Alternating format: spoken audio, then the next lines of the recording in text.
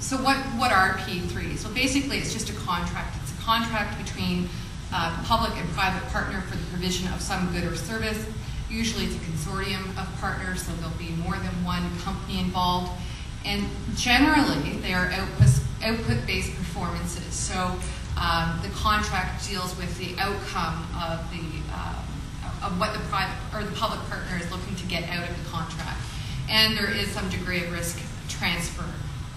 Of course, the devil's always in the details, but some good characteristics of a good P3 is that there are requirements for the private partner to deliver on time, on budget. There are quality standards, performance measurements, and there is risk transfer. This is probably not too clear, but these are types of P3s. They're varying. You go all the way down to the bottom left-hand corner, which is government, which is basically the government builds it, owns it, and services it, maintains it, all the way up to the top right-hand corner, which is privatization. Now, there is a whole myriad of different scenarios between government and privatization, obviously.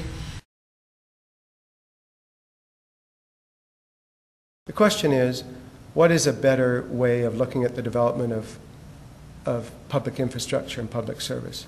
And the first thing I'd say is we need a good business case, first and foremost, and we haven't had that.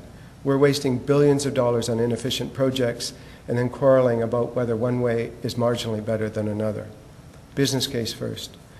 So right now, according to the TD Bank, they did a recent study stating that Canada's infrastructure gap, that is the money needed to actually bring up our infrastructure up to par, is somewhere in the range of $50 to $125 billion. Why is that? Well, frankly, it's politics. It's short-term governments that aren't necessarily looking forward to long-term capital asset management. So we have a dilemma. We need roads, bridges, highways, upgraded, maintained, expanded, but politicians generally are afraid to come back and ask us to give more of our paychecks, seeing how most of us give half of it already. So governments are looking for alternatives to traditional procurement, and this is where public-private partnerships have become the new buzzword, the new way of doing investments for public infrastructure.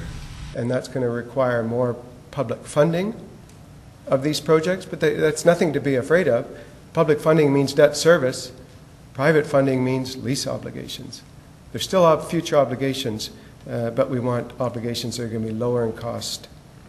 And we have to recognize that if there's benefits in risk transfer, we should look at the lowest cost way of achieving that risk transfer. We shouldn't be giving the projects to the private sector saying that's the only way we can achieve the risk transfer we're looking for. For example, in the RAV project, I'll never forget listening to a report saying, the RAV costs are going up, but it's okay, the private sector is going to contribute more. They'll fill the gap. They'll enable us to build projects that we couldn't otherwise afford. The problem with that, of course, is that these projects aren't built on spec. You don't see SNC-Lavalin building a rapid transit project and selling the service on the marketplace. These projects are built on the basis of a very long-term lease with government, and that long-term lease provides the revenues that pays for the capital that the private sector puts in. And that long-term lease establishes a liability. Taxpayers have to pay over the next 25 years, provided the service is there, the infrastructure is developed, they have to pay that lease payment. So it's much like a decision with respect to a house. Instead of buying the house and taking out a mortgage yourself, you have somebody else pay for the house for you. But if you enter into a 25-year lease obligation, where you're stuck with that lease, you have to pay that, you have a long-term liability. And now accountants recognize that there is no magic bullet. There is no off-book financing of public infrastructure. We can't get the private sector to build projects we couldn't otherwise afford. They are, these P3s, a public debt, though in a different form, in the form of a long-term lease, every bit as much as a direct government debt. So in the current rationale for P3s, it's not about a way to avoid debt.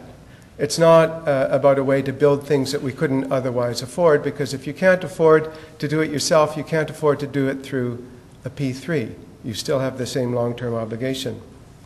The current rationale is all about the way in which you can get the private sector to deliver services, to deliver infrastructure in ways that might be more cost-effective than if government were to do it itself. So you look to P3s to transfer more risk to the private developers than you otherwise could. You look to P3s to provide more private sector innovation, perhaps more vigorous management. And the goal is, of course, not so much to avoid the costs of the bridges and the rapid transit lines and everything else we're building, but to try to deliver those things in a less costly way with better performance and more benefits than otherwise. In the language of Partnerships BC, the current rationale for P3s is to try to get more value for money, to try to get a better project at lower cost with greater benefit. And so the question is, how do we assess this value for money? Do we in fact get value for money from the P3s that we've seen in BC? With a P3, what happens is the government ends, and I'm thinking of the full meal deal P3, the design, build, operate, finance.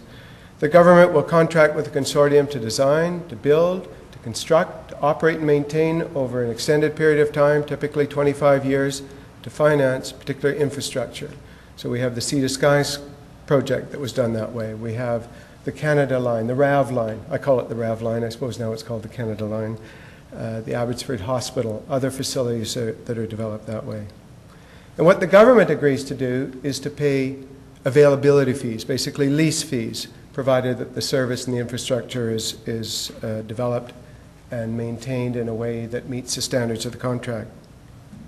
In traditional public sector procurement and financing, the government would still get the private sector to do most of the work. It would enter into contracts with a particular firm to design, perhaps to design and build the facility.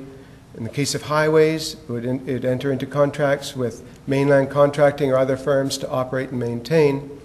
But the government would finance it, and the government would incur the debt servicing costs on whatever debt it needed to pay for the building of the project, the operating and maintenance costs for the ongoing operations of the facility. And in the value for money assessment, what's done is a basic comparison. How does the stream of lease payments that we expect to pay for the P3 compare to the operating and maintenance payments and the debt service payments we'd expect to pay with what Partnerships BC calls and what the value for money assessments call this public sector comparator, a traditionally procured and financed project. We've seen a couple of value for money reports come out in BC in the last year. One was for the Sea to Sky project. It was released in December of 2005. It was done by Partnerships BC.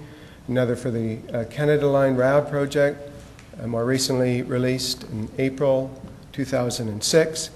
And they claim to demonstrate in those studies value for money, that these are better ways of developing that infrastructure than the public sector comparator, the traditionally procured and financed project. And I want to talk today about my own views on that, and although I'll try not to be pejorative, my conclusion is they don't demonstrate that at all, that they don't demonstrate value for money. And they raise very significant questions about where we're going in the future with the billions of dollars of infrastructure that we need to build in this province, in transportation, in healthcare, in education, in the full range of public services and facilities that we require. The whole idea for P3s came from trying to get that magic bullet, trying to get the new infrastructure but not having to incur the debt. And actually that started with the Conservatives in Britain who really implemented the ideas of P3s on a large scale.